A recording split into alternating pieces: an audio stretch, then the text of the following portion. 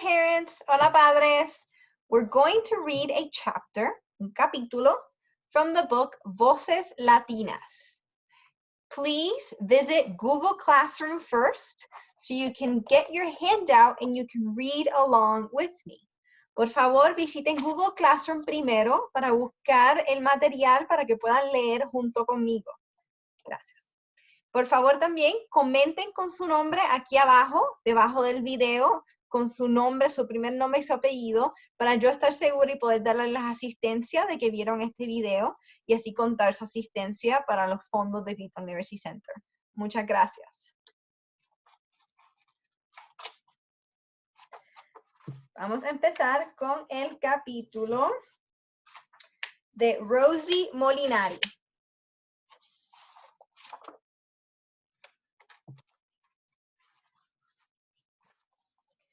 About Rosie Molinari. Please follow your reading with me, okay? Rosie Molinari, a freelance writer, editor, and author and teacher, is a first-generation American of Puerto Rican descent. Her book, Hijas Americanas, Beauty, Body, Image, and Growing Up Latina, was published in 2007. Hijas Americanas features interviews with hundreds of women discussing the often very different expectations, expectativas, for women that exist inside the Latino home and outside in the larger American culture. In this essay, Rosie describes her early own insight on what it means to be a Latin American. This is now Rosie speaking. Ahora Rosie está hablando como el narrador. It was one of many lunches that I, now an adult Latina, had with a group of 6th grade Latinas at the local middle school. Once a month, I made my way down the school's hallway, balancing soda, cupcakes, and pizza to visit with a group of girls that I had come to love like the little sisters I never had. What's up? I asked them as we started settling into our seats with lunch. Que se empezaron a acomodar para almorzar. Sarah poured Coke into red Solo cups for everyone. Sophia passed out plates and napkins while I handed out cheese and pepperoni pizza. Slices to each girl based on what I knew was her favorite. My question was answered with a sigh here, a shrug there. Shrug esto. Seriously, I insisted. Nothing is up. It was unlike them to be quiet like this, to not trip over each other with their joyful stories. Sarah looked at me, wondering whether or not to spill what was on her mind. Estaba en su mente. I'm a little sad, she said. I pushed my hair out of my eyes so I could see her better. Estaba así, hizo esto. Why are you sad? I asked in Spanish. Our lunch conversations always moved back and forth between English and Spanish. Each girl's first language was Spanish. So if what we were talking about was important or personal, we couldn't help but say it in Spanish. Because my boyfriend and I broke up, Sarah said, sounding more like a 40-year-old woman who had lost everything than like an 11-year-old girl with her whole life ahead of her. Why did you break up? I asked. I lifted a slice of pepperoni to my mouth, stuffing llenando my mouth, so I would listen instead of talking. I did something that I shouldn't have done, she explained, regret in her voice. Regret significa arrepentimiento.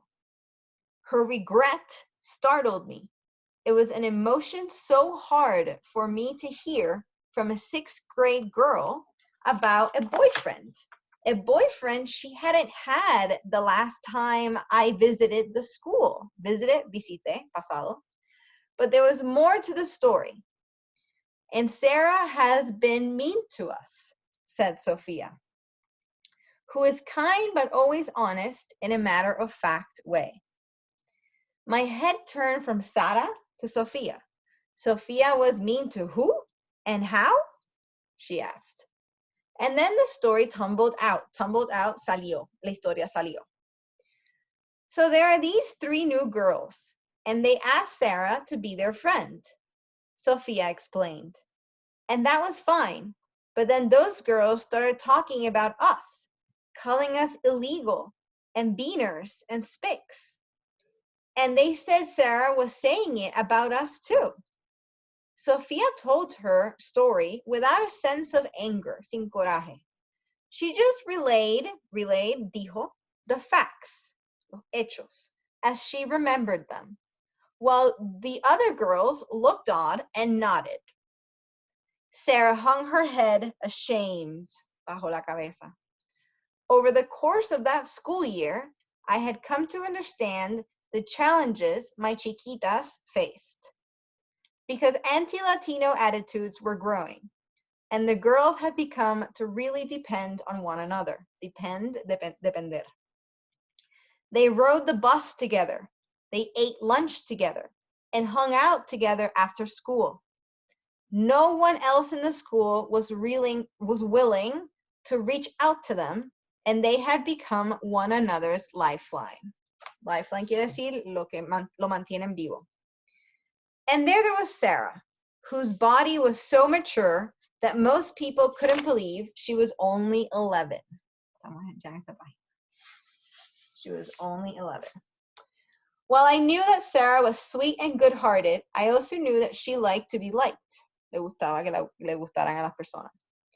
And probably nothing felt better than having 3 new girls choose her to join them. Especially if those new girls could be Sarah's ticket to 8th grade boys.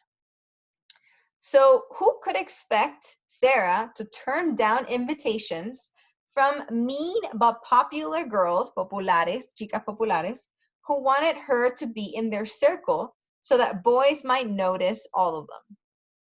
Sophia continued with her story, explaining how she confronted Sarah about what she had been saying about the group and how at first Sarah denied it, lo negó. Across the desk, sabemos nuestras preposiciones, Sarah looked sad during this story. I rubbed a spot on my head that was starting to hurt. I tried to think of the right words to use with Sarah. I knew that this problem with the mean girls and the 8th grade boys would happen again unless Sarah decided to do something about it. I knew this because I had once been in Sarah's shoes. I was in 6th grade that I first noticed that I was different from the other kids in my school. I was the only Latina around, the only girl with jet black hair and a pale olive complexion. But I didn't realize this on my own. After one day at lunch in the dark and musty hallways of my 8th grade building, I fumbled with my locker. Fumbled, como que tratar de abrir.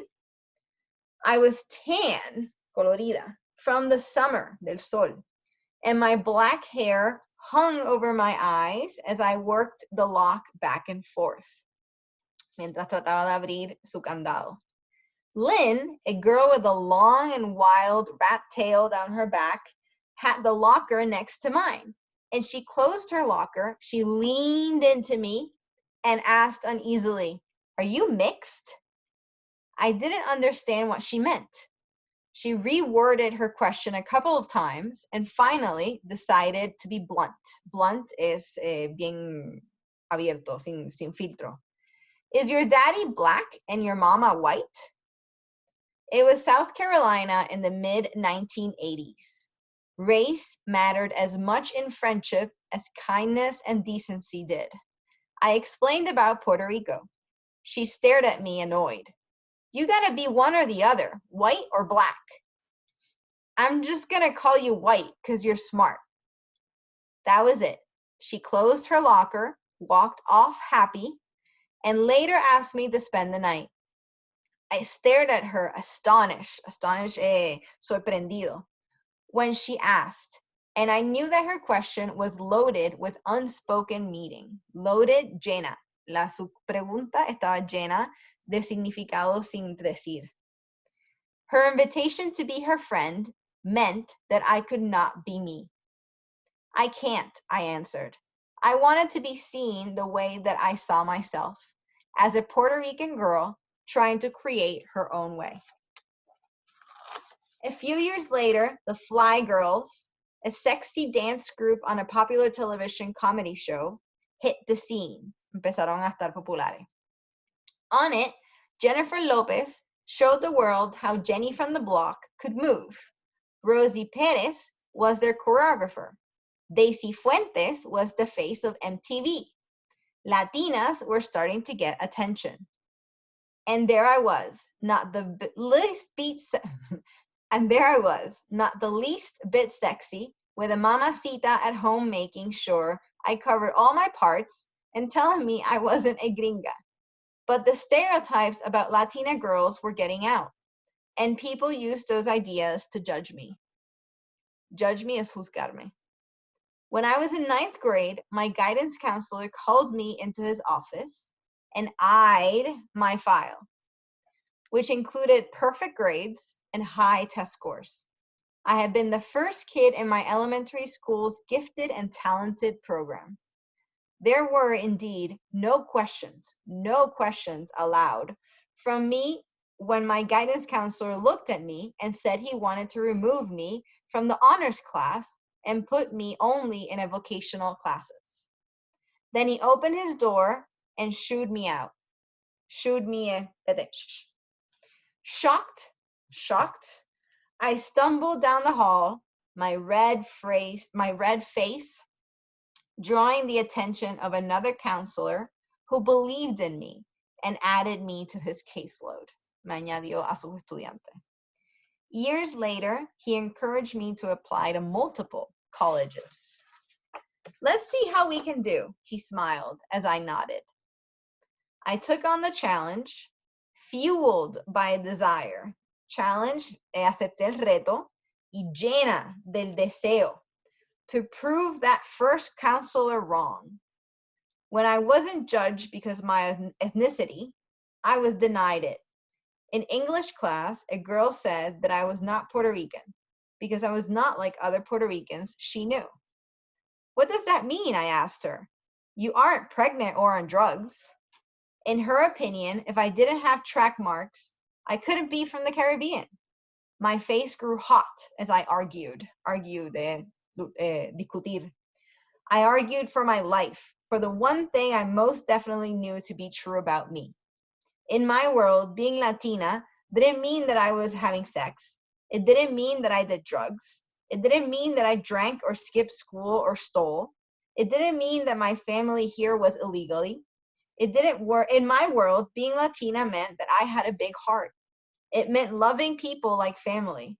It meant that I honored my parents, even when I disagreed with them. It meant that I worked hard for what I wanted. It meant that sometimes people accused me or judged me unfairly.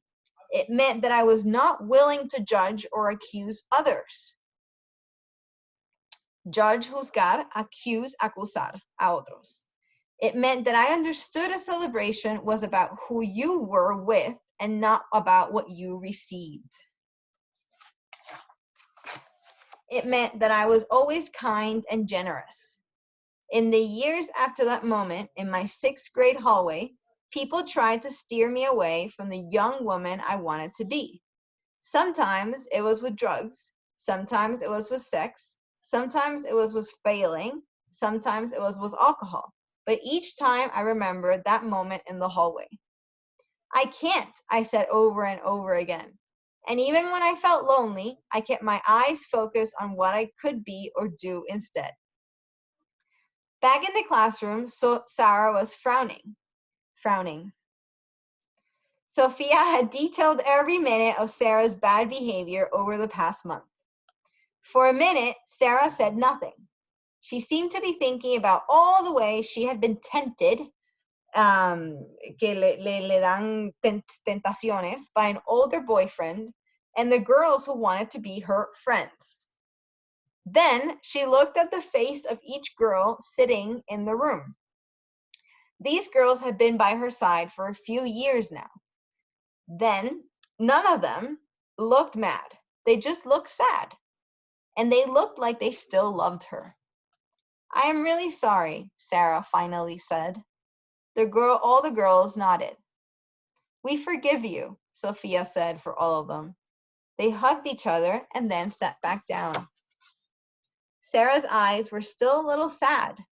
Why are you still sad? I asked her. I don't have anything to do anymore. I don't know what to do without a boyfriend, she explained. But of course you do, I insisted. Yo insistí. She looked at me confundida. Sarah, what did you do in your free time before you had a boyfriend? Hung out with these girls, read, drew pictures, wandered around the neighborhood. Wandered quiere decir anduve por mi comunidad. Went to the library. Well, then do that, I told her. Do those things. You don't need a boyfriend or those other girls to do what you like. She nodded, suddenly understanding. And I suddenly understood that each of my visits to the school was more than pizza and cupcakes.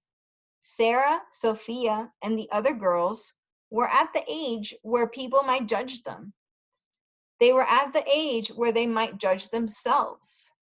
But these girls were my chiquitas, and I needed to remind them every day that they were their own bosses. If that moment with the rat tail girl and all the other moments afterwards had taught me anything, me habían enseñado algo, it was that I would never leave another girl standing in a dark hallway alone. Okay, class. Thank you for following me with this book.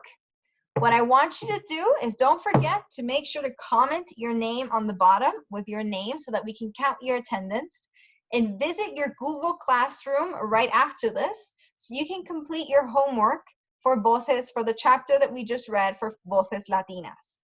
Padres, por favor, no se olviden comentar su nombre abajo de este video para poder encontrar su asistencia y de que vieron el video. Y por favor, vayan a su portal de la clase de Google Classroom para que puedan hacer la asignación sobre esta lectura del capítulo que acabamos de leer juntos. Gracias y gracias por ver el video.